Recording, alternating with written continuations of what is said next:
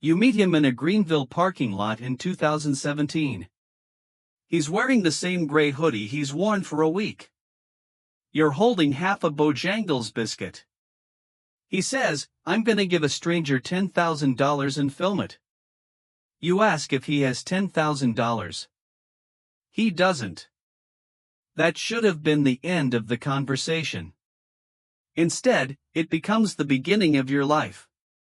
He calls himself Jimmy. The internet calls him something else, later. You don't know any of that yet. What you know is that he edits in a bedroom with the blinds taped shut, drinks 2 liters of Mountain Dew like water, and has actual spreadsheets about YouTube thumbnails. Color theory. Eye contact. The exact pixel where a face stops being interesting. You think he's lost it. You also help him carry a printer up 3 flights of stairs because he asked you to. That's how it starts. Favors. Rides. Holding cameras. You have a job at a Verizon kiosk. You quit on a Tuesday because Jimmy needs someone to stand in a parking lot and hand a homeless man a stack of cash. The video gets 4 million views. The homeless man cries. Jimmy cries. You don't cry, but you feel something shift in your chest, and you can't tell if it's hope or motion sickness. By Christmas you've moved into a house with him and 3 other guys. The walls are bare. The fridge has Red Bull and 1 pickle. Every conversation is about retention rates. You stop dating. You stop calling your mom on Sundays. You start eating dinner standing up because sitting wastes 13 seconds. None of this feels strange while it's happening. The first time you're recognized in public, you're at a Walmart in Raleigh, buying duct tape and a kiddie pool for a video about filling a kiddie pool with duct tape. A kid in a Sonic t-shirt freezes in the aisle. Whispers to his mom. Comes over with shaking hands. Asks if you're the guy who was in the thumbnail with the chickens. You say yes. He asks for a picture. You give him one. You drive home and realize, somewhere between the off-ramp and the cul-de-sac, that you can't go back to Verizon. Then the numbers start doing the thing. 1 million. 10 million. 100. You stop being able to read them as numbers. They become weather. You film for 30 hours straight in a warehouse Jimmy bought with money he didn't technically have.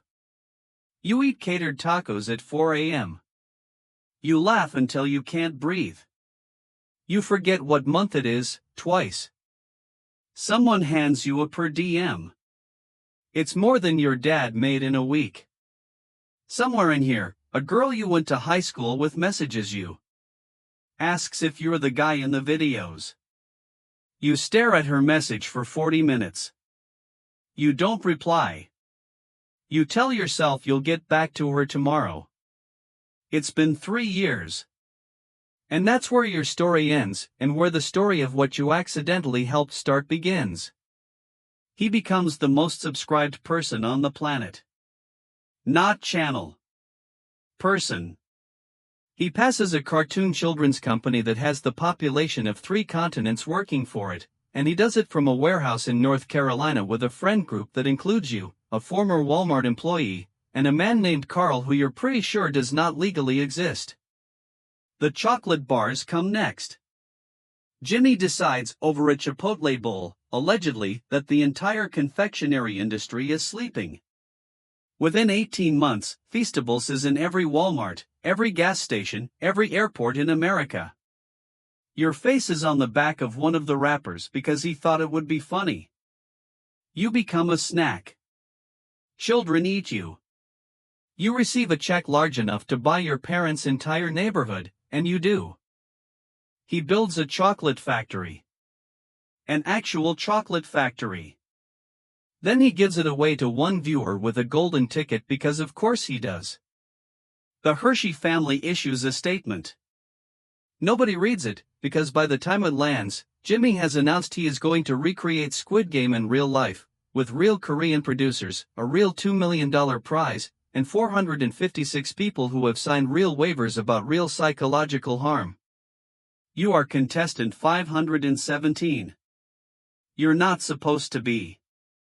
You wandered into the set holding coffee. They filmed you anyway. The episode goes up. People build a fan theory that you are the secret villain. There is fan art. There is fan fiction.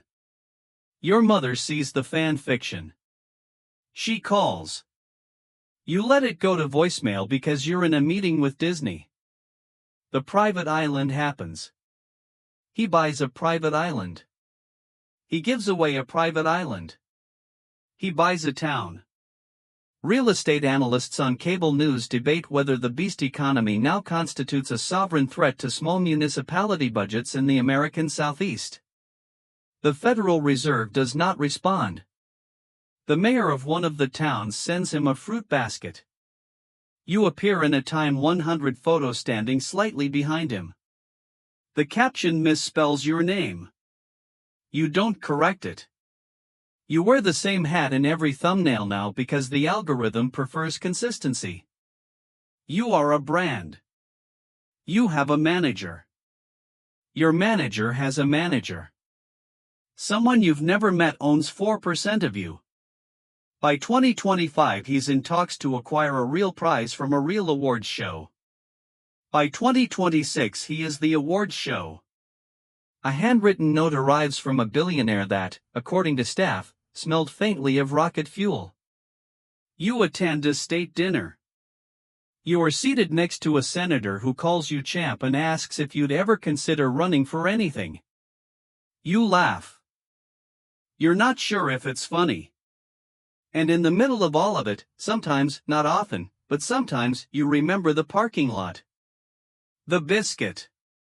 The kid with the hoodie who couldn't make eye contact, who needed someone to hold the camera while he gave away money he didn't have. You remember when his idea of a stunt was a stack of singles and a Verizon employee with nothing better to do.